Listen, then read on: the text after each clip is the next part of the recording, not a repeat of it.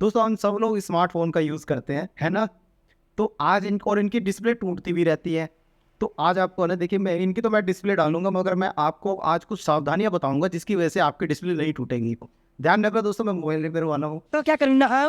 और आज आपको बताऊँगा कि आप अपने फ़ोन को कैसे प्रोटेक्ट कर सकते हैं अपनी डिस्प्ले को टूटने से। ये डिस्प्लेज़ है कुछ आपको समझाने के लिए आज आपको बताता हूँ। तो वीडियो को लास्ट तक देखिएगा। आज आप बहुत कुछ जानने वाले हो अपने मोबाइल फ़ोन की डिस्प्ले को प्रोटेक्ट करने के लिए आपको क्या-क्या करना चाहिए। तो चलिए जल्दी से वीडियो को शुरू करते हैं।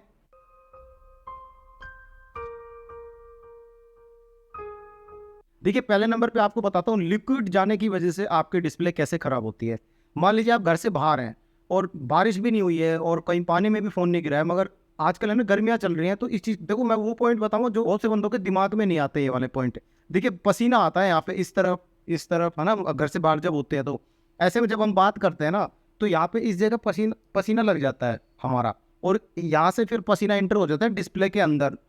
और देखो आपको मैं आज खुल के बताऊँगा, इस तरफ से डिस्प्ले के अंदर पसीना एंटर हो जाता है। इसके कारण क्या होता है, आपकी डिस्प्ले ब्लर भी होने लगती है, उसके कलर भी ख़राब हो जाते हैं और टच भी अपने आप ऑटोमेटिक काम करने लग जाती है, ये गर्मियों की वजह से। और ये ऐसा नहीं है कि आदमियों के साथ ही होता है, भाई लेडीज़ भी मेरे पास बहुत आती हैं, वो भी इस चीज़ पे ध्यान नहीं देती, वो जेंट्स भी ध्यान नहीं देते हैं। वो लोग अलग-अलग होते हैं क्या? काफ़ी सारे फ़ोन दिखाने आते हैं मेरे पास दुकान पे, तो वो बंदे क्या करते हैं, उनके कान से पसीना गया हुआ होता है और उसकी वजह से आपकी डिस्प्ले के रिफ्लेक्टर के अंदर पानी घुस जाता है, मतलब पसीना घुस जाता है कह लीजिए।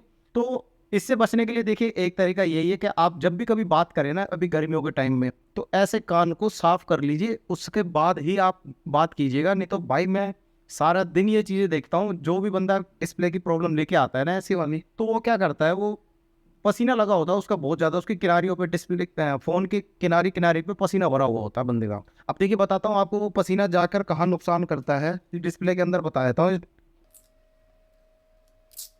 ये रिफ्लेक्टर होता है दोस्तों डिस्प्ले का, ठीक है? ये डिस्प्ले का रिफ्लेक्टर होता है, इसमें लाइट रिफ्लेक्टर भी होते हैं, ठीक है? 2-3 होते हैं। ये इनके अंदर अगर एक बार पसीना या पानी चला गया ना, तो आपकी डिस्प्ले का कलर खराब हो जाएगा। तो रिफ्लेक्टर को बचाने के लिए देखिए हमें करना क्या होता है भाई, अपने कान का पसीना साफ करके जब भी बात करनी हो ना किसी से, तो कान का पसीना याद करके साफ कर लें गर्मियों के टाइम में, ठीक है? पहला पॉइंट मैंने आपको ये बता दिया। दूसरा पॉइंट बताता हूँ आपको मैं, जेब में मोबाइल के साथ है ना कुछ ना रखें। मगर क्यों? भाई बहुत से बंदे हैं ना, पता क्या, चाबी रख लेते हैं, जैसे ड्राइवर भाई हो गए, ये जेब में चाबी रख लेते हैं, या फिर सिक्के रख लेना, है ना? कोई भी सिक्के वगैरह, ये कोई चीज़ मोबाइल के साथ मत रखना जब भी आप अपनी जेब में मोबाइल फ़ोन रखते हैं। इस चीज़ का ध्यान रखिए, ये भी प्रोटेक्ट करता है आपके डिस्प्ले को, वरना सिक्के, चाबी वगैरह लगने की वजह से है ना, आपकी डिस्प्ले पे प्रॉब्लम आ जाती है, लाइन भी आ सकती है। दूसरा, जेब में मोबाइल नहीं रखना, ठीक है? ये भगवान क्या जुल्म है। दूसरा, जेब में मोबाइल के साथ आपको कुछ नहीं रखना। तीसरा, और सुनिए, जीन्स की पैंट अगर आप पहनते हैं ना, तो जीन्स की पैंट टाइट वाली अगर पहनते हैं भाई, उसमें टाइट करके मोबाइल को मत रखा कीजिए।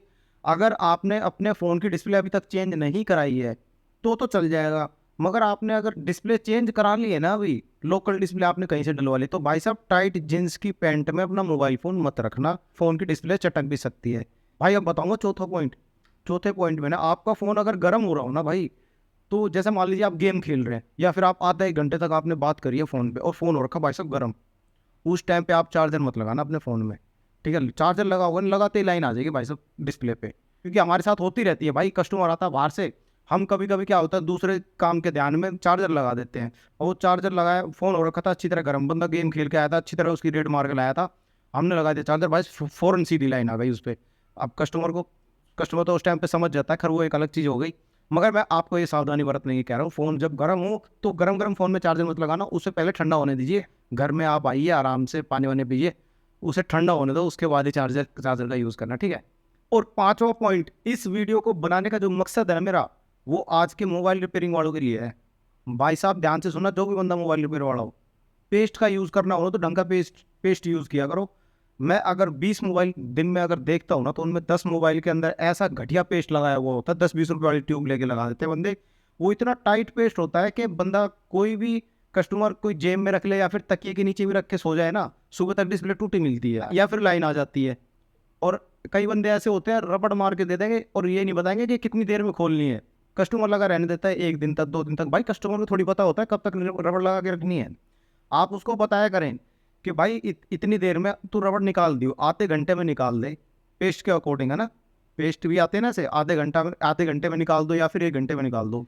तो भाई मैं आपको स्ट्रिक्टली बोलना बोलना चाहूँगा कि देखिए किसी का अगर आप फ़ायदा नहीं कर सकते ना तो नुकसान भी मत करिए, ठीक है। तो आपको ये चीज़ ध्यान रखनी है, अच्छे वाला पेस्ट यूज़ करें, घटिया वाला पेस्ट यूज़ ना करें डिस्प्ले लगाने में। डिस्प्ले का मामला होता है और उसके नीचे पता क्या होता है, उसकी अलाइनमेंट ख़राब हो जाती है। अगर आप एक ख़राब पेस्ट लगा देते हो ना, ख़राब पेस्ट लगाने के बाद रबड़ मार देते हो, अलाइनमेंट ख़राब हो जाती है। उसके बाद पता क्या होता है, कस्टमर देखिए घर में जैसे मर्जी फ़ोन को यूज़ करता है, हल्का सा भी हाथ से गिरेगा ना, एक तो उसका गिलास टूट जाएगा, ठीक है। दूसरा आपको एक बात और बताया, अगर बंदा तकिए के नीचे रख के सो जाता है ना फ़ोन को, तो भाई साहब उसमें लाइन आ जाएंगे सुबह तक, अगर आपने खराब पेस्ट और सही अलाइनमेंट से पेस्ट अगर नहीं लगाया। तो पेस्ट लगाना बहुत सी वीडियो मैंने आपके लिए बना रखी है, आप सीख सकते हैं आराम से। देखो 10 से 15 मिनट में आप पूरा सीख जाओगे भाई साहब पेस्ट लगाया कैसे जाता है, ठीक है।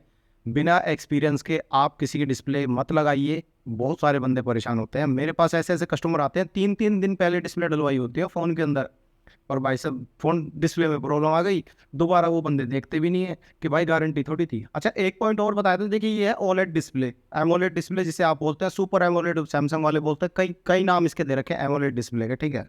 पी ओलेड, बी ओलेड, क्या क्या ओलेड लगा रखे हैं, क्या बोला सुनी? मैं आपको बता देता हूँ। देखिए आपको चाहे आपकी ये एलईडी हो, चाहे आपकी आईपीएस डिस्प्ले हो, ये वाली एलसीडी हो, ठीक है, आपको कभी भी तकिए के नीचे रख के मत सोना। तकिए के नीचे रख के सोने का मतलब देखिए ये होता है, मैं आपको बताता हूँ। जैसे कि मान लीजिए फ़ोन है, तकिए के नीचे रखा हुआ है, अगर तकिए ने यहाँ से दबा रखा है ना ऊपर साइड से, और ऊपर साइड से इसका पत्ता नहीं है, इसका पत्ता नीचे है, ठीक है, तो नीचे साइड से नहीं दबना चाहिए भाई कहीं भी। ये नीचे साइड से जहाँ भी प्रेशर पड़ गया ना इस पे, तो लाइन आ जाएगी भाई साहब डिस्प्ले के अंदर, ठीक है। आप इस चीज़ का ध्यान रखें, कभी भी मोबाइल फ़ोन यूज़ करें, कोई भी मोबाइल फ़ोन आपके पास, उसका जिस साइड में सेंसर पत्ता होता है ना, उस साइड से अगर वो फ़ोन हल्का सा भी दबेगा, दबा रहेगा 5 मिनट तक, तो भाई साहब लाइनें आ जाएंगी उस पर, ठीक है। ये ध्यान रखना, किसी किसी का पत्ता ऊपर होता है, किसी का नीचे होता है। मैं आपको बताता हूँ 1 मिनट। जैसे कि ये वीवो Y69 का फोल्डर है, इसमें ऊपर की तरफ होता है पत्ता, है ना, नीचे की तरफ नहीं है। और ये जैसे कि ओप्पो A31 का फोल्डर है, एमोलेड डिस्प्ले जो है, इसमें नीचे की तरफ पत्ता है, तो ये नीचे से नहीं दबना चाहिए। और अगर किसी के पास ऐसे वाला फ़ोन हो वीवो Y69, तो उसका पत्ता ऊपर लगा हुआ, इस पत्ते पे सेंसर लगे होते हैं, ठीक है, पार्ट्स लगे होते हैं, ऊपर की तरफ से दबेगा तो ये आपके फ़ोन में लाइन शुरू कर देगा अगर दब गया तो, ठीक है। तो ये कुछ जानकारी थी हल्की फुल्की, आगे और भी बहुत सारी जानकारी दूंगा इसके बारे में खुल खुल के, आज जितना समझा पाया। अभी आज के लिए इतना ही रखते हैं, मैं मिलता हूँ आपसे नेक्स्ट वीडियो में, तब तक के लिए बिट्टू भाई को इजाज़त दीजिए। जय हिंद और जय भारत।